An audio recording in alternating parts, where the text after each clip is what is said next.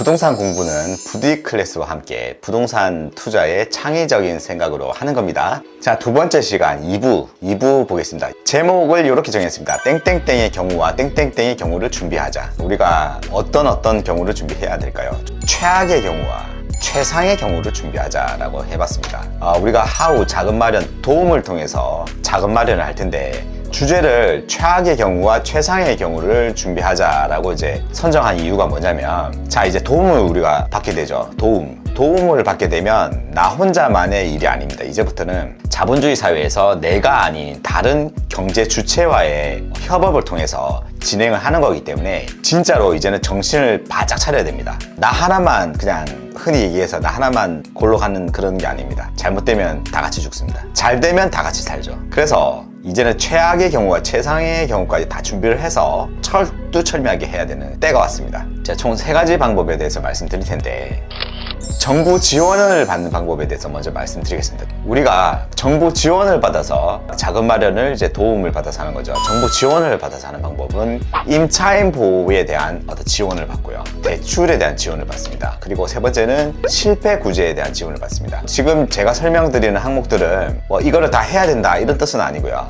정부에서 지원하는 항목들이 다음과 같이 있기 때문에 이 중에서 우리가 필요할 때 이 내용들을 활용을 반드시 하자라는 취지로 이제 말씀을 드립니다. 굉장히 많은 혜택들이 있는데도 불구하고 활용하는 것도 있고 안 하는 것도 있기 때문에 우리가 잘 봐야 됩니다. 자, 첫 번째, 임차인 보호를 위해서 정부에서는 어떤 지원을 하는가. 우리가 임차인 보호를 굳이 제가 왜 적었냐면, 똘똘한 한 채를 우리가 마련을 할 때 자금은 마련을 하는 동안 우리가 임차인이 되는 경우도 많겠죠. 집을 바로 구입을 해서 들어간 다음에 돈을 모은 다음에 내가 더 좋은 곳으로 갈아탄다든지 또는 한 채를 더 한다든지 이런 식으로 할 수도 있는데, 그렇지 않은 경우에는 우리는 월세에 살거나 또는 전세에 거주를 하면서 임차인이 되는 경우가 많습니다. 그렇기 때문에 정부에서는 어떠한 임차인 보호 정책을 펼치는지를 우리가 살펴봐서 그 혜택을 우리가 누릴 필요가 있습니다. 보면은 우리가 전세 보증금 대출을 정부에서 해주고 있습니다. 전세 보증금 대출을 당연하게 생각했죠. 그러나 전세 보증금 대출은 정부에서 임차인 보호를 위한 혜택입니다. 그래서 상세하게 보면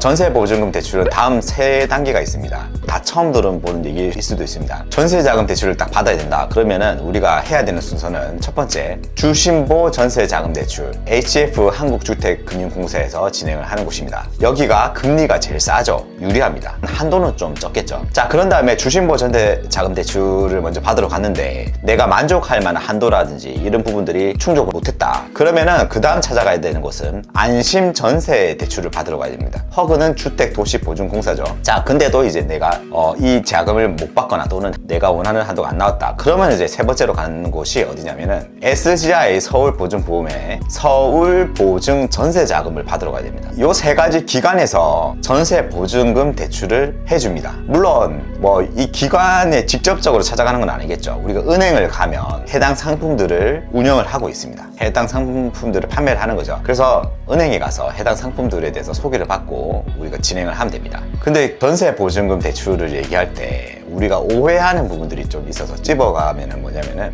전세보증금 대출은요, 그 은행에서 해주는 게 아닙니다. 사실은 은행에서 진행을 하되 여러분들의, 우리 임차인들의 신용 상태라든지 또는 어떤 보증금을 담보로 대출을 해주는 게 아닙니다. 전세보증금 대출을 어떻게 하느냐면은, 정부에서 주신보 전세자금 대출, 안심 전세자금 대출, 서울보증 전세자금 대출을 통해서 정부에서 보증서를 발급해 줍니다. 임차인에게 이 돈을 빌려줬을 때 정부에서 대신해서 보증을 하겠다라는 보증서를 끊어줍니다. 혜택인 거죠. 정부에서 임차인을 위한 특별한 혜택인 거죠. 그래서 은행에서는 그러한 보증서가 발급이 되고 그 보증서를 근거로 아주 저렴하고 아주 높은 한도의 전세 보증금 대출을 해주는 것입니다. 그래서 전세 보증금 대출의 금리는 거의 최저금리로 나오고요. 그리고 한도도 80% 정도가 나오는 겁니다. 지금 이해가 가시나요? 자, 그런 것들이 아니라면 전세 보증금 대출 자체는 이루어질 수가 없습니다. 정부 보증이 없다고 하면 우리가 갭투자 하는데 사실은 이제 갭투자의 원인이 이 대출입니다. 전세 보증금 대출 때문에 갭투자라는 문화가 생겨나는 겁니다. 사실은. 그래서 이 전세 보증금 대출이 지속적으로 유지가 되는 한 갭투자는 계속 할 수 있습니다. 현실적으로 봤을 때 이제 전세 보증금 대출은 서민 대출이기 때문에 없앨 수가 없어요. 오히려 더 강화를 해야 되죠. 최근에도 그 강화됐다는 제가 뉴스를 좀 봤거든요. 계속해서 한도도 늘리고 강화되어 갑니다. 그렇기 때문에 갭 투자는 영원하다고 보시면 됩니다.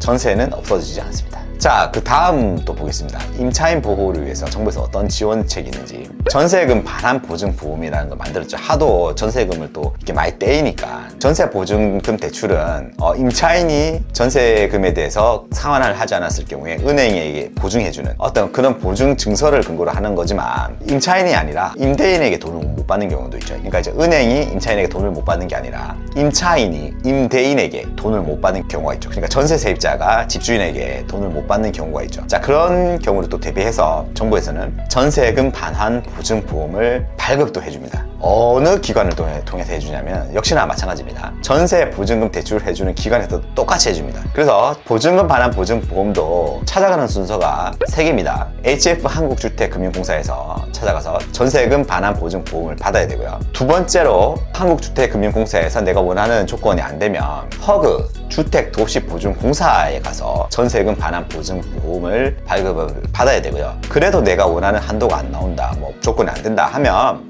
SGI 서울보증보험에 가서 전세금 반환 보증보험을 발급을 받으시면 됩니다. 이 순서로 해서 진행을 하는 게 가장 유리합니다.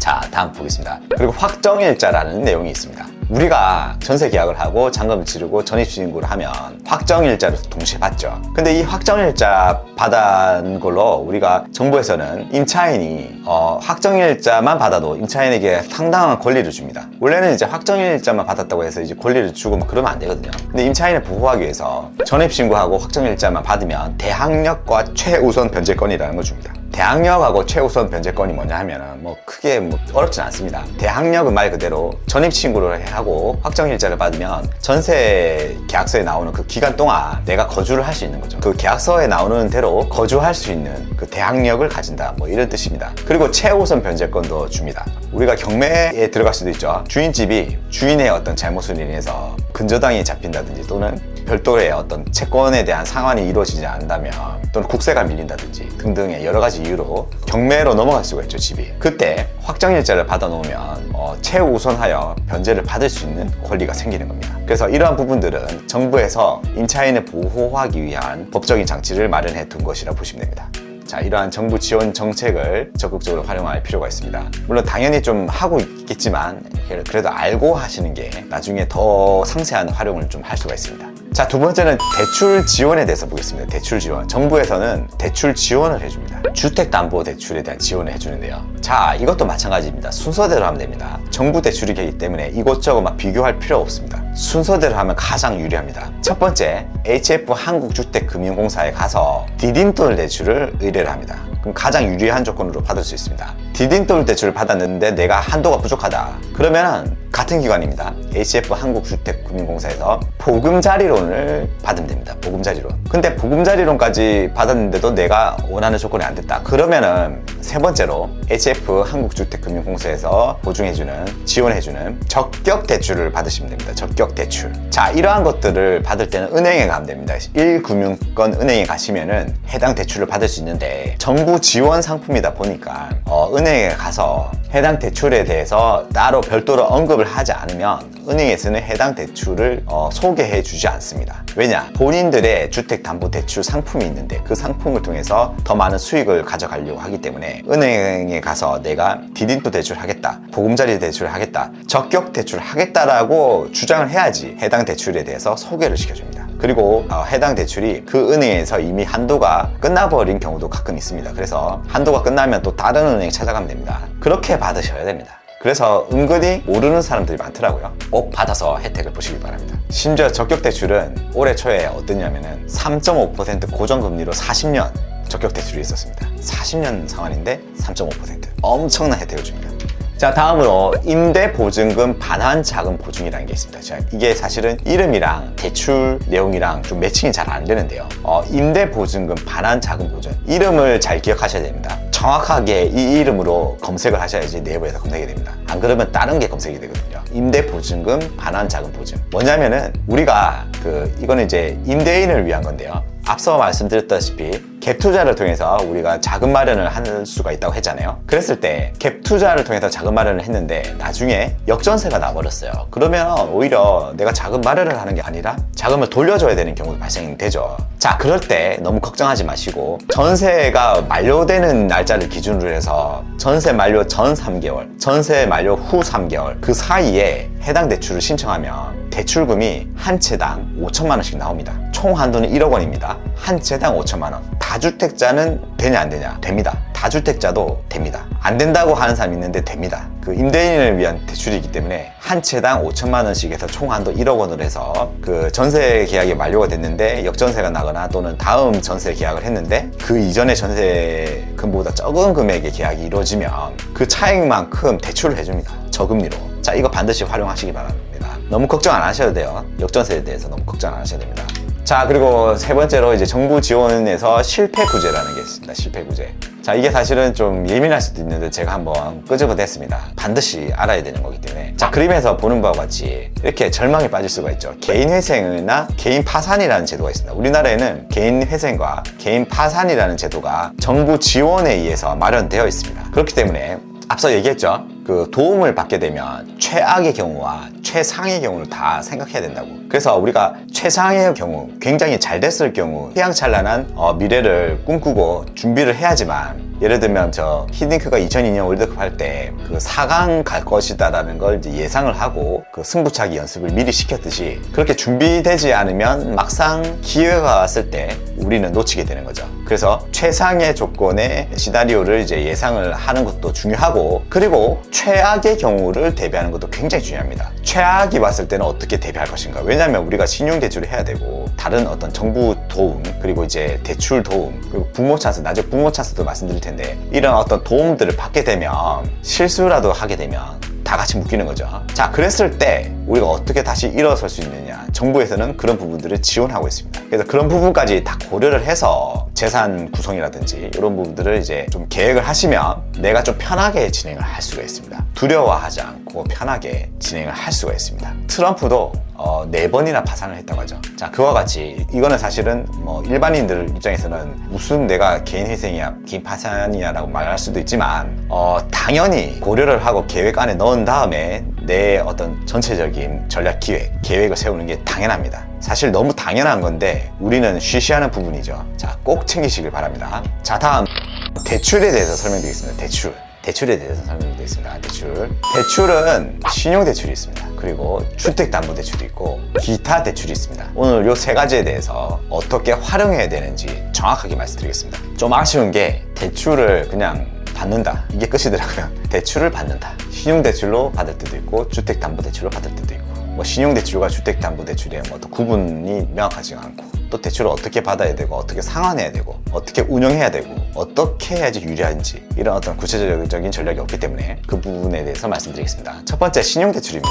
자, 우리가 신용대출을 받을 때는 다음과 같은 전략이 필요할 것 같습니다. 아파트 가격 추이를 일단 먼저 볼게요. 아파트 가격 추이를 이렇게 보면 상승기와 하락기가 있습니다. 조정기죠. 하락기는 아니고 조정기죠. 그래서 이 상승기 때는 우리가 신용대출을 받아야 됩니다. 그 상승기의 기간은 상승 시작 초입과 그리고 이제 꼭지로 다가가기 전, 지금 한 2020년도 후반 정도가 되겠죠. 꼭지로 다가가기 전까지가 상승기입니다. 그 뒷부분의 상승기는 조금 불안불안하기 때문에 상승기로 보면 안 되고 조정기로 보는 게 맞습니다. 그래서 상승기 때는 신용대출을 반드시 받아야 되고요. 조정기가 이렇게 찾아와요. 조정기가. 이때는 지금 이제 IMF 이후와 그리고 이제 리먼 사태 이후를 얘기하는 거죠. 자, 이렇게 조정기를 찾아오면 조정기 때는 여러분들이 신용대출 받으시면 안 되고요. 저축을 하셔야 됩니다. 저축. 자, 이 부동산 상승기와 조정기는 경제 상황에 따라서 오는 게 아니고 부동산은 수요와 공급의 법칙에 의해서 더 강력하게 온다는 사실을 아셔야 됩니다. 경제 상황이 영향을 미치긴 한데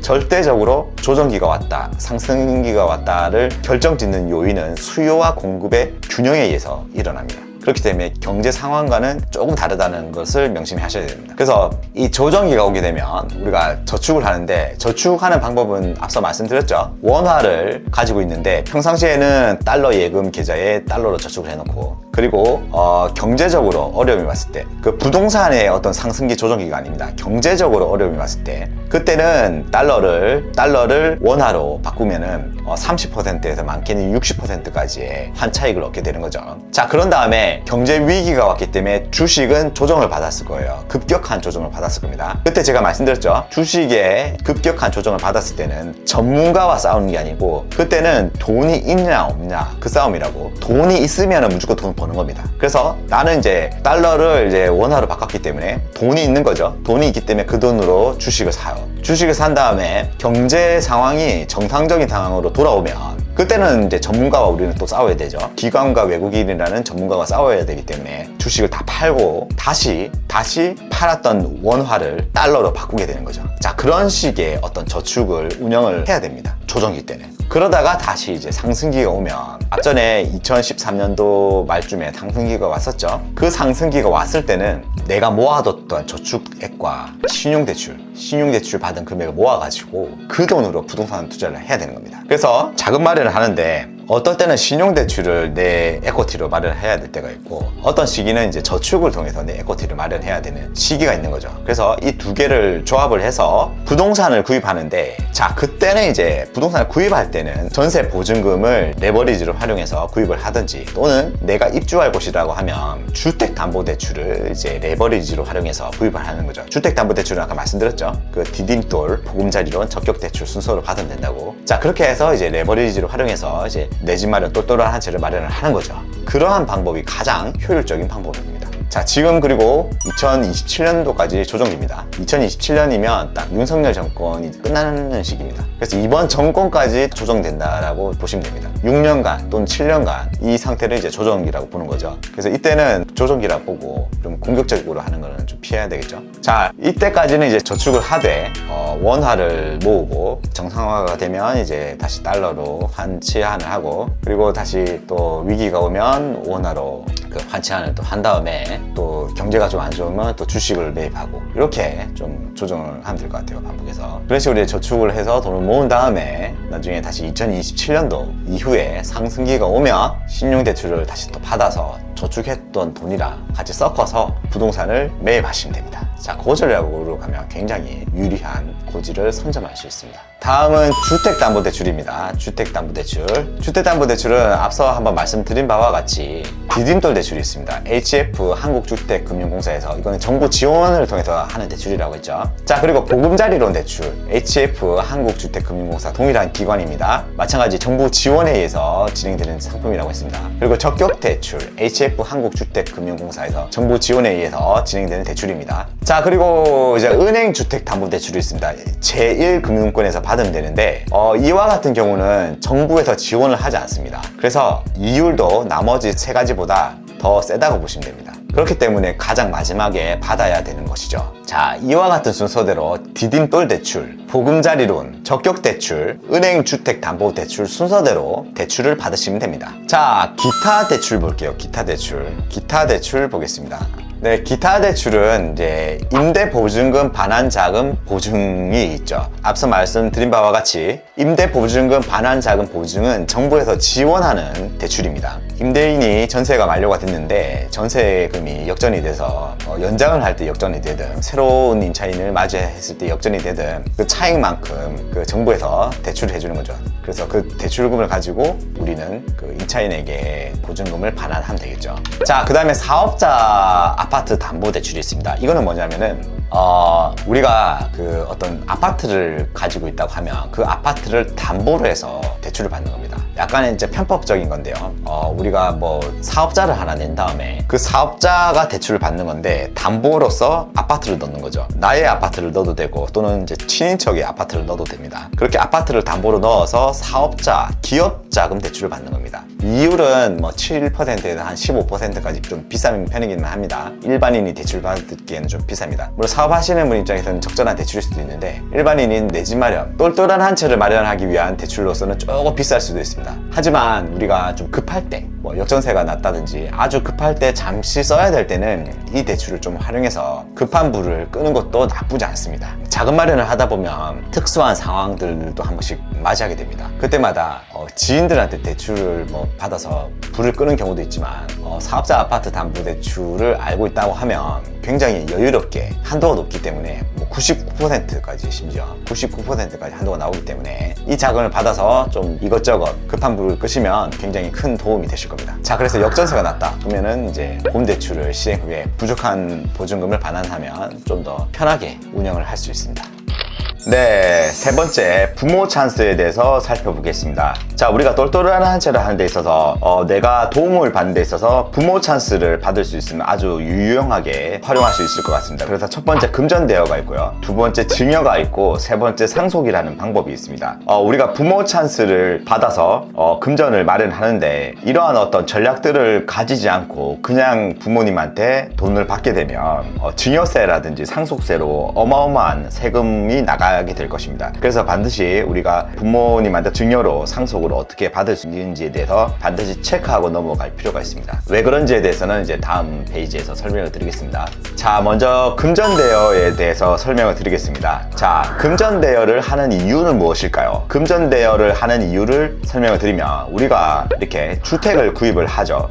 우리의 자녀분들이 주택을 이제 구입을 하려고 합니다. 근데 문제는 돈이 없습니다. 스스로 돈을 모아보지만, 그리고 뭐 대출을 해보지만 돈이 없는 게 문제죠. 정부의 지원을 받으려고 해도 기본적으로 돈이 있어야지 무언가를 할 수 있는데 돈이 하나도 없습니다. 자, 이럴 때 어떻게 해야 될까? 네, 역시나 부모님이 돈을 지원을 해줘야죠. 자, 부모님의 돈을 지원을 받아서 주택을 구입을 하게 됩니다. 그리고 나서 주택을 구입하게 되면, 과거에는 주택을 구입했을 때 그냥 뭐 공인중개사무실 가서 주택 구입에 대한 계약서를 작성하고 등기를 치면 됐었는데, 요즘은 제도가 많이 바뀌어서 반드시 주택을 구입하게 되면 시군구청에 자금 조달 계획서라는 것을 신고를 해야 됩니다. 그래서 내가 주택을 구입할 때 돈을 어디서 구했는지 반드시 명확하게 밝히게 되어 있습니다. 자, 이러한 이유로 우리가 주택을 이제 구입할 때 부모로부터 돈을 받으면 반드시 그에 대한 자금 조달 계획서를 작성하고, 자, 그러면 어떻게 됩니까? 증여세가 나옵니다.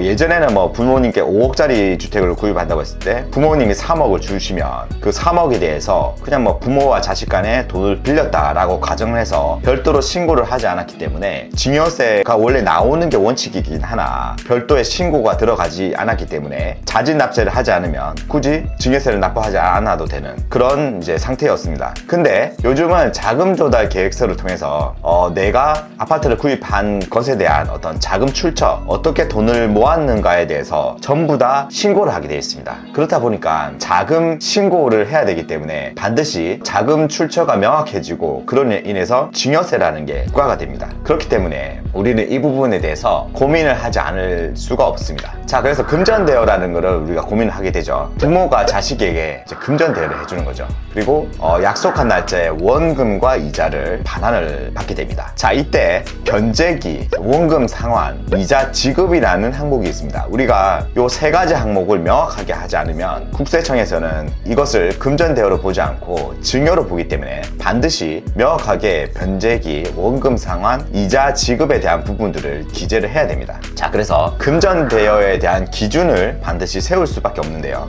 먼저 변제기를 보겠습니다. 우리가 변제기를 어떻게 세워야 될 것인가 기준을 정해드리겠습니다. 우리는 세금을 공부해서 그 공부한 세금으로 뭐 세무사가 되거나 또는 국세청에 취직할 게 아니기 때문에 우리는 투자를 위해서 또는 내 집 마련, 똘똘한 한 채를 위해서 부모 찬스인 그 금전대여를 공부하는 것이기 때문에 그에 대한 딱 요점만 보도록 하겠습니다. 자, 변제기는 최장 10년으로 하십시오. 10년으로 하되 매년 1년 단위로 연장하는 걸로 하시면 됩니다. 우리가 어떤 변제기를 설정하는 데 있어서 뭐 특정한 딱 기준이 법에는 정해져 있지 않습니다. 그렇기 때문에 사회 통념상 대략적으로 어떤 형태는 금전대여로 충분히 인정할 수 있다라는 그 형식이 있습니다. 자, 그 형식을 갖추기 위해서 매년 돈을 빌리고 1년마다 연장을 하는 형태로 해서 최장 10년간 돈을 빌려서 상환을 하게 되는 거죠. 근데 우리가 10년간 금전대여를 하지 않고 20년간 금전대여를 했다. 그러면은 국세청에서는 20년간 금전대여는 통상적으로 증여에 해당된다고 해서 증여세를 매기게 됩니다. 자, 이러한 부분들은 판례를 통해서 우리가 확인할 수 있는데, 실제로 10년 이상의 금전대여는 증여로 간주하는 그 판례가 있기 때문에 우리는 반드시 10년짜리 금전대여를 해야 됩니다. 우리가 그 신용대출을 하더라도 은행에서는 최장 10년간 연장을 해주고 그 다음에는 연장을 잘 안 해주죠. 자, 그와 같은 원리입니다. 자, 두 번째로 우리가 원금 상환을 해야 되는데요. 원금 상환은 어떻게 할 것인가? 자, 원금의 120분의 1에 해당되는 금액을 매달 상환하거나 또는 원금의 10%를 매년 상환하는 것입니다. 자, 이게 무슨 말이냐면 최장 10년의 변제기를 설정을 했잖아요. 그렇게 됐을 때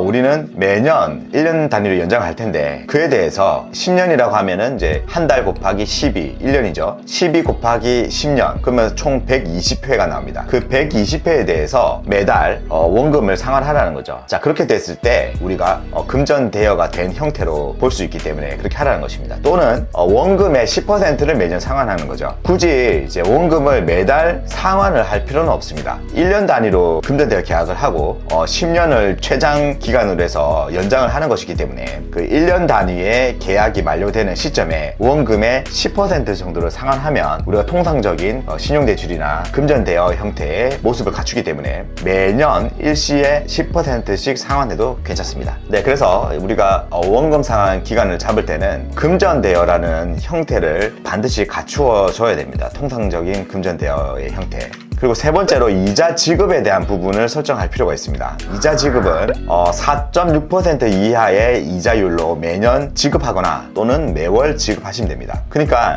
매년 또는 매월인 거죠. 우리가 보통 흔히 매월 지급하라는 얘기를 좀 많이 하죠. 통상적으로. 사실은 이게 세무사 분들마다 의견이 다 다를 겁니다. 왜냐면 이제 법에 명확하게 어떻게 해라 이렇게 적혀 있지 않기 때문에 이게 민법적인 요소가 있다 보니까 판례를 근거로 해서 통상적으로 어떻게 해야지 금전대여로 인정한다 뭐 이런 부분들이 민법이기 때문에 그 어떤 판례로 인해서 기준을 삼게 됩니다. 그 판례라는 건 결국 상식 선에서 우리가 사회 통념상 어떻게 결정이 될 것인가 뭐 그런 문제죠. 그렇게 봤을 때 이제 4.6% 이하의 이자율로 매년 지급하면 됩니다. 매월 하지 마시고 매년 지급한다는 의미는 앞서 말씀드렸다시피 1년 단위의 금전대여 계약을 우리가 10년간 연장하는 개념이기 때문에 1년 단위의 금전 계약이 끝날 무렵에 원금과 이자를 상환하고 또다시 대출을 하는 거죠. 그리고 1년을 더 연기를 하는 거죠. 그런 개념에서 이제 매년 이자를 지급하는 형태를 띈다고 하면 우리가 금전대여의 모습을 갖출 수 있습니다. 그래서 총 3가지입니다. 자, 첫 번째 변제기, 두 번째 원금 상환, 세 번째 이자 지급인데 이 3가지를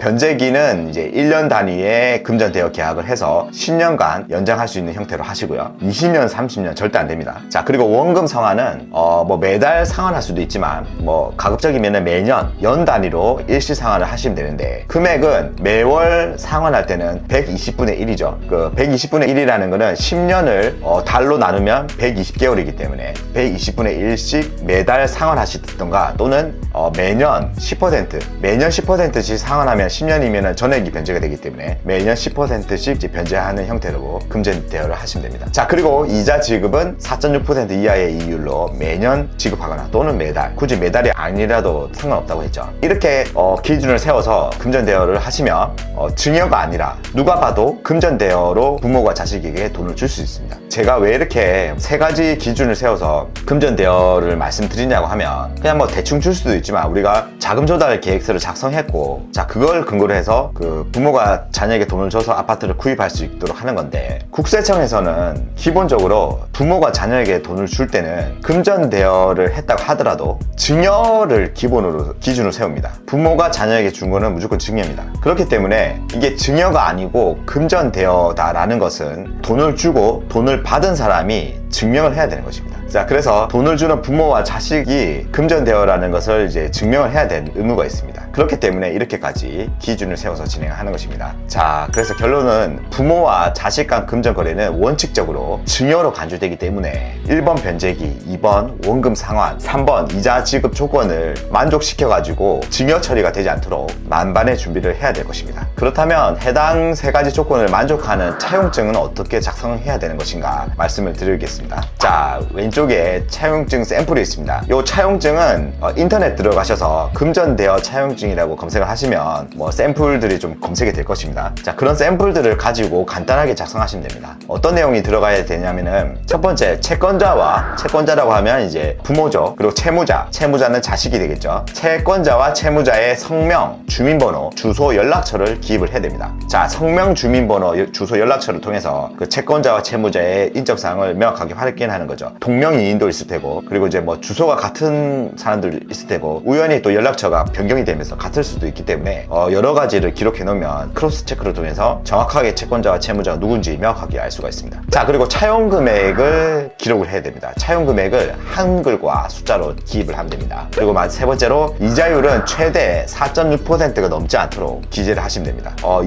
이자 지급 주기는 연 단위로 기재를 하시면 되고요. 또는 월 단위. 월 단위보다는 연 단위가 유리하겠죠. 그리고 원금 변제기는 최장 10년, 매년 연장한다라는 이제 내용을 넣으시면 됩니다. 1년 단위의 금전대여인데 1년씩 계속 연장을 해서 10년간 금전대를 한다라는 내용을 적으시면 됩니다. 그리고 원금 변제 방식은 이제 매년 10%씩 상환하든지 또는 매달 120분의 1, 그러니까 원금의 120분의 1만큼 상환하는 것으로 기입을 하시면 되는데 매년 10%씩 상환하는 게 조금 더 유리하겠죠. 근데 뭐 부모님께 용돈 드린다는 심정으로 매달 상환하고 싶다고 하시면 매달 120분의 1씩 상환을 하되, 반드시 통장에는 원금 변제, 원금 또는 이자면은 이자 이렇게 기입을 하셔야 됩니다. 반드시. 그래야지 나중에 우리가 금전대여라는 걸 증명을 할 수가 있겠죠. 자, 날인은 반드시 서명 또는 인감 도장으로 하시면 됩니다. 막도장으로 하면 되겠지 하지만 막도장은 조작이 되죠. 그래서 나라는 걸 인정할 수 있는 서명 또는 나라는 걸 이제 증명할 수 있는 인감 도장을 찍으셔야 됩니다. 자, 이렇게 하면은 사실은 국세청에서도 증여라는 거 서로 알지만 그래도 이렇게 형식을 갖추면 우리가 금전대여라고 주장을 할 수가 있는 거죠.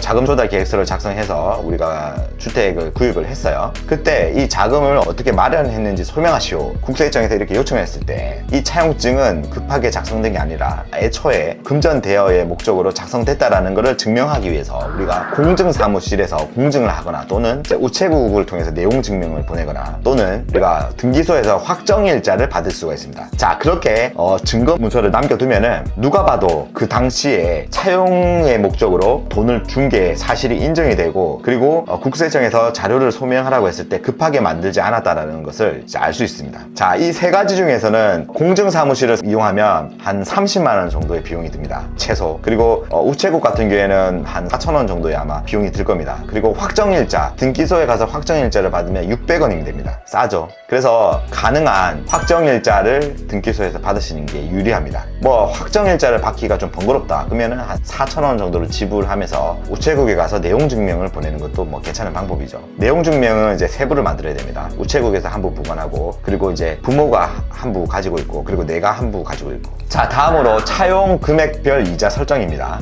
식을 보시면은 차용 금액 곱하기 가로 열고 4.6% 마이너스 이율 가로 닫고, 이 계산식이 1,000만 원 이하가 되면 국세청에서는 면제를 해줍니다. 자, 이렇게 금전대여를 해줬을 때 그 이자에 대한 부분을 면제를 해주는 구간이 1,000만 원 이하입니다. 그래서 4.6%를 하지 마시고 지금의 계산식을 적용했을 때 1,000만 원 이하가 되게끔 이율을 설정하시면 됩니다. 자, 상세 계산은 다음과 같습니다. 이거는 제가 한번 일일이 금액별로 다 계산을 해본 겁니다. 예를 들면 이제 2억 1,000만 원을 빌렸다 그러면은 이제 이자율을 0%를 하시면 되는 거죠. 왜냐하면 이자가 2억 1,000만 원까지는 없어도 됩니다. 왜냐하면 1,000만 원 이하이기 때문에 그렇습니다. 2억 1,000만 원을 했을 때 원금 상환이 이제 매달 175만 원씩 되고 매년 2,100만 원의 원금 상환이 되는 거죠. 자, 그랬을 때 이자 상환을 이제 0원을 해도 상관없습니다. 예를 들면 한 3억을 빌렸다 그러면 이자율을 1.27%로 설정을 하는 거죠. 그럼 이자가 381만 원이 됩니다. 그리고 매달 250만 원씩 상환을 하고, 그리고 이제 3,000만 원이 되는 거죠. 매년 3,000만 원이 상환이 되는 거죠. 그리고 이자는 이제 매달 32만 원씩 381만 원을 매년 상환하게 됩니다. 자, 그런 식으로 이제 쭉 계산을 한 건데, 예를 들면 10억 원을 차용을 했어요. 10억 원을 차용했을 때는 이제 3.6%의 이자율을 설정하시면 됩니다. 그러면은 이자가 총 이제 3,600만 원이 되겠죠. 원금 상환은 매달 834만 원, 그리고 매년 1억 원이죠. 매달 나눠서 상환을 해도 되고 매년 1억 원씩 일시에 상환을 하셔도 됩니다. 그리고 이자는 매달 300만 원, 그리고 매년 3,600만 원. 마찬가지 매달 이자를 상환해도 되고 매년 한꺼번에 일시에 상환해도 됩니다. 자, 그럼 차용 금액은 이제 우리가 얼마로 설정을 해야 될까?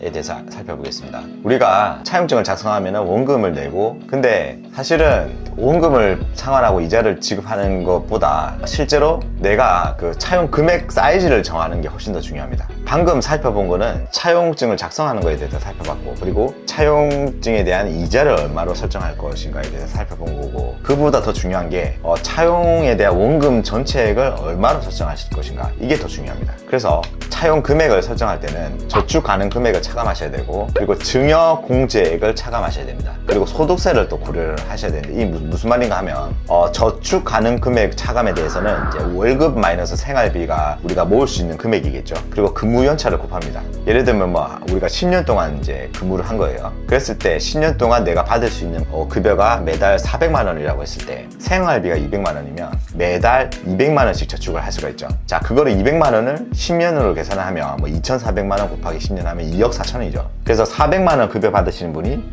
매달 200만 원씩 저축했을 때 10년이면 2억 4천만 원을 저축할 수가 있는 거죠. 그래서 5억 원에 대해서 5억 원의 주택을 구입한다라고 가정을 했을 때 2억 4천만 원은 이제 충분히 모을 수 있는 거죠. 그렇기 때문에 부모 찬스를 받는다고 하면 차용증을 나머지 차액인 2억 6천만 원만 차용을 하면 내가 2억 4천을 모을 수 있다고 얘기를 할 수 있고, 그리고 2억 6천만 원을 이제 부모로부터 차용을 했다. 그러면 5억 원이 만들어지죠. 예, 그렇게 차용 금액을 정하면 됩니다. 자, 그리고 이제 증여공제액이라고 있습니다. 증여공제액을 차감하고 정하면 되죠. 방금 이제 2억 6천이었죠. 그러면은 이제 증여일 이전 10년간 금액이 성인 같은 경우에는 5천만 원, 그리고 미성년자 같은 경우에는 2천만 원이 공제가 됩니다. 그래서 2억 6천만 원이 아니라 5천만 원은 이제 공제가 되기 때문에 2억 1천만 원에 대해서 차용증을 작성하면 되겠죠. 그리고 소득세를 또 고려해야 됩니다. 2천만 원까지는 분리과세인데 27.5%입니다. 2천만 원 초과분에 대해서는 일반 과세입니다. 물론 소득세는 당연히 이제 돈을 이자를 통해서 소득이 발생됐으니까 소득세를 지불하는 거죠. 그러나 이제 모르고 내는 것보다는 이런 게 있다라는 걸 고려를 하셔가지고 계획을 세우시는 게 이제 좋을 것 같습니다. 지금 말씀드리는 거는 여러 이제 그 검증을 통해서 또 세무사님들하고 또 토론을 하고 뭐가 괜찮는지 한두 분의 세무사님들한테 여쭤본 게 아닙니다. 세무사님들한테도 여쭤보고 국세청에다 전화해서 국세청 담당자한테도 여쭤보고 그렇게 여러 가지 또 실제로도 해보고 시행착오를 겪어서 최적화된 거를 지금 말씀드리고 있습니다. 조금 더 이제 좀 말씀드리면 차용 금액은 얼마로 설정할까? 5억 원의 주택을 구입했는데 5억 원을 어떻게 마련했는지 자금 조달 계획서를 작성을 할 때 내가 저축 가능 금액인 매월 200만 원씩 모아서 매년 2,400만 원 10년간 하면 2억 4천이죠. 2억 4천은 내가 모았다라고 주장을 하고요. 그리고 5천만 원은 증여를 해도 그 증여세가 면제가 되기 때문에 10년간 5천만 원입니다. 성인의 기준은. 그래서 5천만 원은 부모한테 증여를 받았다라고 기록을 하고요. 그리고 나머지 5억 원에서 2억 4천만 원 그리고 5천만 원을 제외한 나머지 2억 1천만 원이죠. 2억 1천만 원에 대해서 차용증을 작성하는 겁니다. 그랬을 때 2억 1천만 원은 아까 차용증 작성할 때 이자율을 0%로 해도 그 이자에 대한 1천만 원까지는 공제가 된다고 했죠. 이자에 대해서 1천만 원까지는 이제 공제가 되기 때문에 이자율을 0%로 작성을 하셔도 괜찮습니다. 이자를 0%로 작성하면은 이자라는 게 있는데 그 이자 주고받고를 이제 상대방이 이제 나한테 한 1천만 원 정도를 줘야 되는데도 불구하고 그 1천만 원을 이제 안 주게 되는 거죠. 근데 그 주지 않았던 그 이자 지급 부분에 대해서는 이제 증여가 맞긴 한데 그 증여 부분은 이제 공제를 해주겠다는 겁니다. 이자 부분에 대해서. 좀 복잡하긴 한데 제 생각에는 좀 이제 외우는 게 낫지 않을까 싶습니다. 그냥 외우십시오. 이렇게. 자, 이 보이시죠? 차용증 작성하는 이 화면을 그냥 외우시면 됩니다. 아시겠죠? 이 표도 그냥 외우시고 내가 만약에 8억 원을 차용을 했다. 그러면 3.35%의 이자를 적으면 된다. 이렇게 외워야 됩니다. 자, 그리고 증여를 보겠습니다. 우리가 자, 생각을 해봅시다. 우리가 차용증을 작성을 하면 증여가 아니다라고 주장하시는 분이 있을 겁니다. 차용증을 작성했기 때문에 나는 증여가 아니다. 이 돈은 내가 따로 안 갚아도 된다. 이렇게 주장하시는 분들이 있죠. 근데 큰일 납니다. 그렇게 하면. 차용증을 작성하면 우리가 방금 살펴봤듯이 최장 10년의 변제기를 두고 차용증을 작성을 하죠. 자, 그래 되면 10년 후에 그 금액을 갚지 않으시면 전부 다 증여세로 때려 맞으실 겁니다. 그래서 반드시 차용증을 작성하시면 돈을 다 갚아야 됩니다. 정해진 기일 내에. 근데 우리가 과거에는 한 2억 원 정도는 이율이 0%니까 신경 안 써도 된다 이런 얘기들 많이 했죠. 그게 좀 오해가 있는 게 이자에 대해서 1천만 원까지가 면제가 되기 때문에 2억 1천만 원은 0%를 써도 되고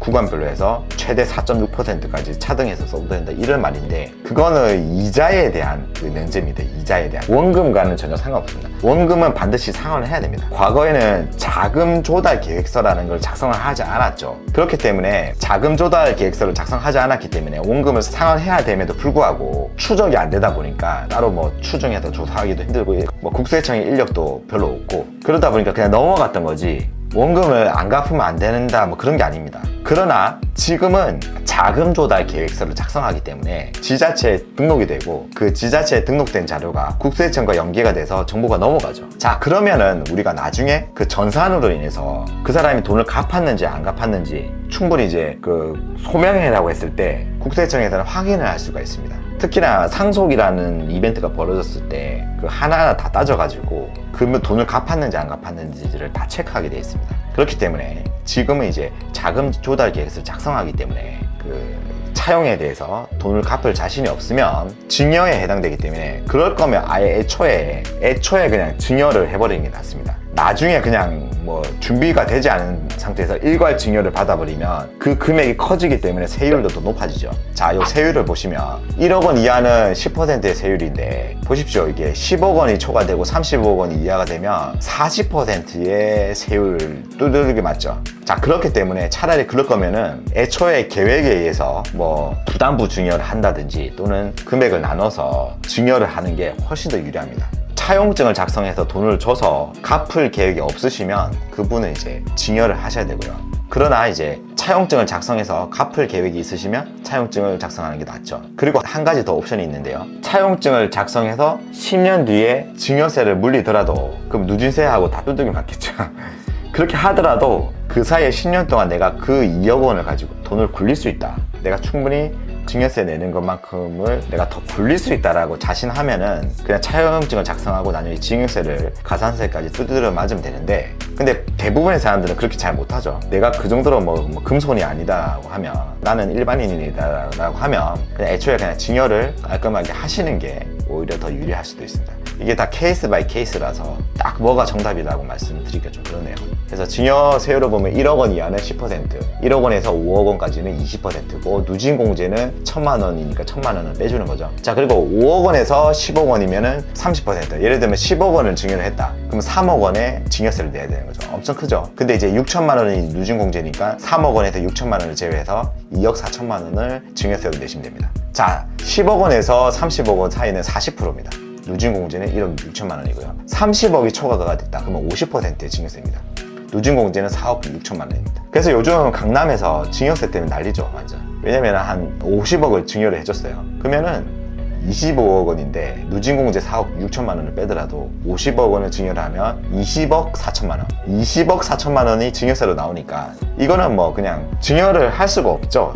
일반적인 상황으로. 그래서 어떻게 세금 절세를 할까? 가장 핫 이슈입니다. 난리입니다, 난리. 자, 그리고 이제 납세 의무는 이제 수증자가 납세를 하게 됩니다. 증여를 받은 사람이 납세를 하게 됩니다. 그 납부 기간은 증여를 받고 3개월 이내에 납부를 해야 됩니다. 그래서 아까 차용에서 이제 가산세를 제가 말씀드린 게 10년 뒤에 이제 증여로 판명되면 이제 10년간의 그 가산세를 추가로 내셔야 되는 거죠. 자, 그래서 차라리 그거 자신 없으면 증여를 아예 하시는 게 낫습니다. 자, 공제 한도를 보면 이제 수증자, 배우자, 자녀, 부모, 기타 친족이 있는데 배우자는 6억 원까지 공제가 됩니다. 배우자끼리는 이제 같은 경제 주체라고 보고 약간 사실은 좀 증여의 개념과는 좀 거리가 멀다고 보는 거죠. 그래서 배우자끼리 돈을 주고받을 때는 6억 원까지 공제가 됩니다. 증여세가 없는 거죠.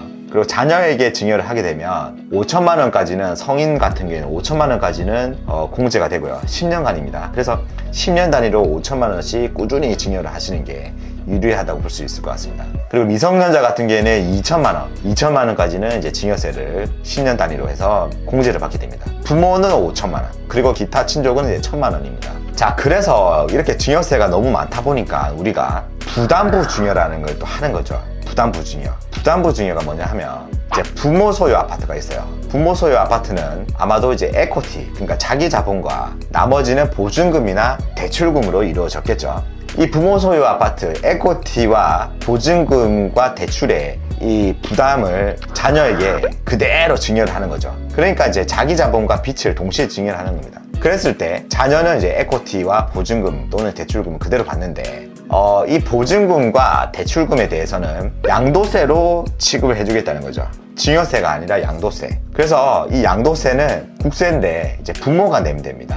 증여세가 아까 구간이 너무 크다 보니까 차라리 이제 증여세보다는 이제 양도세로 지급을 하겠다. 그래서 아파트를 구입해서 아파트를 구입한 그대로 이제 증여를 해버리면 대출이나 보증금 부분은 양도세로 처분할 수 있기 때문에 저렴하게 증여를 할 수 있는 거죠. 자, 그랬을 때 이제 에쿼티 부분에 대해서만 자녀가 증여세를 지급하면 됩니다. 근데 이제 취득세 같은 경우에는 이제 전체 금액에 대해서 취득세를 지급을 해야 됩니다. 그러니까 부담부 증여의 핵심은 보증금과 대출금에 대해서만 빚을 그대로 넘겨줬기 때문에 그 부분에 대해서만 이제 부모에게 양도세로 처분하겠다, 이런 뜻입니다.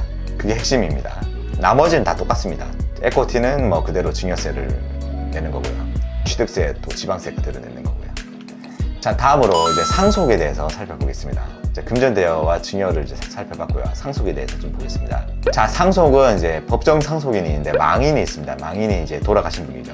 그랬을 때 이제 배우자가 있겠죠. 그리고 직계 비속이 있고 직계 존속이 있습니다. 자, 그리고 형제 자매가 있습니다. 형제 자매 이외에 이제 사촌 이내에 반계 혈족이 있습니다. 혈족이라고 하면 이제 피로 섞인 관계죠. 배우자의 혈족은 인척이라고 부르죠. 그래서 상속에는 배우자의 혈족인 내 기준으로는 이제 인척에 해당이 되겠죠. 인척과는 전혀 상관없습니다. 나의 혈족과 관련된 것입니다. 자, 그랬을 때 이제 상속의 순위를 보면 1순위는 이제 배우자와 직계 비속입니다. 그래서 배우자와 직계 비속이 1순위고 배우자는 이제 1.5입니다. 배우자는 1.5, 직계 비속은 인당 1에 해당되는 비율만큼 상속이 됩니다. 예를 들면 배우자가 한 명이 당연히 한 명이죠. 자, 그리고 자녀가 2명 있다고 하면 1.5 대 1대 1로 상속이 됩니다. 자, 그리고 2순위는 배우자와 직계 존속입니다. 이제 자녀가 없다고 하면 부모에게 상속이 되는 거죠. 자, 그랬을 때 부모는 한 분이 있을 수도 있고 두 분이 있을 수가 있죠. 두 분 다 살아계시다고 하면 배우자 1.5, 부 1, 모 1, 이 비율로 상속이 이루어집니다. 자, 그리고 자녀도 없고 부모도 없다. 그러면은 형제 자매에게 3순위로 해서 상속이 이루어집니다. 형제 자매의 수로 인해서 비율로 이제 상속이 이루어집니다. 예를 들면 이제 누나가 있고 남동생이 있다. 그러면 1대 1로 상속이 되는 겁니다. 자, 마지막으로 자식도 없고 부모도 없고, 그러니까 자식이라고 하면 이제 직계 비속이죠. 직계 비속 중에 뭐 자녀, 그러니까 아들, 딸, 그리고 손자, 증손자, 직계 비속이 없고, 그 직계 존속, 그 부모, 할아버지, 할머니, 그리고 증조 할머니, 증조 할아버지, 고조 할아버지, 고조 할머니가 없고, 그리고 이제 형제 자매도 없다. 뭐 누나, 언니, 형, 오빠, 동생 없다. 라고 했을 때 우리가 그 사촌 이내의 반계 혈족에게 상속이 일어납니다. 사촌 이내의 반계 혈족이라고 하면은 우리가 알고 있는 삼촌이죠.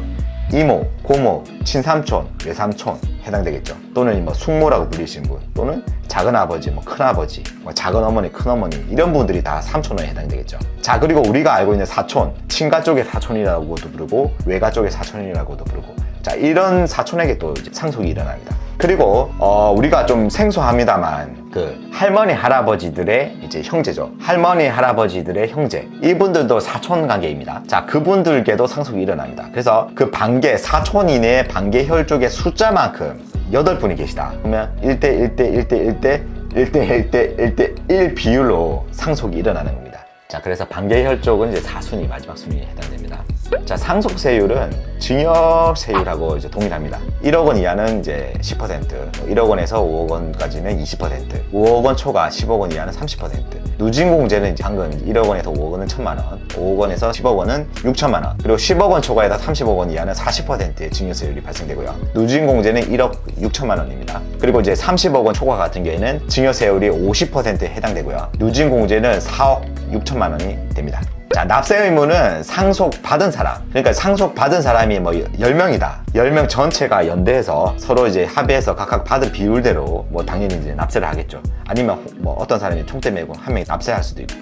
그래서 연대로 해가지고 총액을 채우면 되는 겁니다. 납부 기한은 상속받은 달의 말일로부터 6개월까지 그 기간 내에 납부를 해야 되고, 그렇지 않으면 가산세가 부과가 됩니다. 자, 공제 한도는 좀 이제 증여랑 좀 다릅니다. 상속은 공제 한도가 기초공제, 뭐 인적공제, 일괄공제, 배우자공제 이렇게 좀 나눠서 진행을 하는데, 기초공제라고 해서 2억 원까지는 일단 그냥 공제가 되는 겁니다. 인적공제, 기초공제 플러스 이제 인적공제를 하는 거죠. 인적공제를 했을 때 자녀 수대로 5천만 원씩 공제가 됩니다. 자녀가 2명이다. 그럼 1억 원이 공제가 되는 거죠. 미성년자의 숫자에 따라서 또 공제 한도가 달라집니다. 미성년자 숫자 곱하기 뭐 1000만 원 곱하기 그리고 19세 마이너스 현재 나이인데, 만약에 현재 나이가 15세다 그러면은 이제 19세 마이너스 15세 하면 4년이죠. 자녀가 2명인데 둘 다 미성년자일 경우 미성년자 수는 2명이죠. 2명 곱하기 1000만 원 곱하기 4년 하면 8천만 원, 8천만 원이 공제가 되는 거죠. 그리고 65세 이상 연료자 같은 경우에도 그 상속을 좀 일정 부분 받아야지 생활을 하실 수가 있으니까, 수입이 없죠. 수입이 없기 때문에 그 상속에서 좀 혜택을 줍니다. 그래서 연로하신 분, 65세 연로하신 분 곱하기 5천만 원. 예를 들면 이제 두 분이 상속을 받았는데 65세 이상이다. 그럼 1억 원 정도가 공제가 됩니다. 그리고 장애인 분들도 돈이 많이 필요하죠. 장애인 분들, 장애인 곱하기 1천만 원 곱하기 해당되는 장애인 분의 어떤 기대 수명 마이너스 현재 나이 어느 정도 더 사실 수 있는지에 대한 금액으로 해서 상속세가 공제가 됩니다. 자, 나는 그냥 이런 거 다 필요 없다, 그냥 일괄적으로 나는 공제하겠다라고 하면 5억 원으로 공제할 수 있습니다. 그냥 이것저것 막 계산하지 않고 그냥 5억 원 공제하겠다, 일괄로 5억 원 공제하겠다 이렇게 할 수도 있는 거죠. 자, 그래서 기초공제 플러스 인적공제로 공제를 할 것인가, 또는 그냥 일괄적으로 5억 원을 공제할 것인가 선택해서 할 수 있습니다. 자, 그리고 배우자 공제는 플러스입니다. 플러스. 앞서 이제 기초공제, 인적공제 했죠. 그리고 또는 일괄공제 둘 중에서 선택을 했습니다. 자, 거기서 플러스로 배우자 공제해서 상속받은 금액에서 최소 5억 원 그리고 최대 30억 원까지 이제 공제를 받을 수가 있습니다. 자, 그래서 기초공제와 인적공제의 합계와 일괄공제 금액 중에서 큰 금액을 배우자 공제 금액에 더해서 이제 상속세 공제를 받을 수 있습니다. 자, 상속인은 10년 이내 그리고 비상속인은 5년 이내에 증여재산이 있다고 하면 상속세에 더해서 계산을 하게 됩니다. 그러니까 뭐 30억 원을 상속을 했는데 그 전에 상속한 금액이 있다고 하면은 상속인은 10년 이내에 있다고 하면 그 금액을 상속 총액에 더하고요. 그리고 비상속인 같은 경우는 5년 이내에 상속을 했다고 하면 그 금액을 이제 더하게 됩니다. 자, 부동산 공부는 부디클래스와 함께 부동산 투자의 창의적인 생각으로 계속 하는 거 이제 아시죠? 다음 시간 강의 내용은 4일차 7회 8회를 합니다. How, 구입 방법은 어떻게 되는가, 분양권으로 구입하는 방법, 그리고 갭 투자로 구입하는 방법에 대해서 말씀드립니다. 자, 그래서 상세 내용을 보면 분양권으로 구입하는 방법에는 청약, 분양, 그리고 전세 대출과 확정일자로 분류해서 이제 살펴볼 겁니다. 청약과 분양은 다릅니다. 우리는 뭐 혼동해서 쓰고 있는데 청약과 분양은 완전 다릅니다. 그 개념을 제가 설명을 드릴 거고요. 그리고 이제 전세 대출과 확정일자에 대해서 설명을 드릴 겁니다. 전세 대출과 확정일자는 뭐냐면 그 청약하고 분양을 하게 되면 그 무주택 기간을 좀 가져야 되기 때문에 그 무주택 기간 동안 내 돈을 지킬 수 있는 그 전략을 마련하는 겁니다. 대부분 아마 청약을 받기 위한 무주택 기간에는 전세 대출로 이제 주거를 마련하게 됩니다. 전세 대출을 받아서 전세로 들어가서 주거를 마련하게 되죠. 그랬을 때 이제 전세 대출 받은 금액, 내 전세금을 지키기 위한 그 전략은 굉장히 중요합니다. 요즘 들어서 전세에 관련된 사기들이 많기 때문에 반드시 알아둬야 됩니다.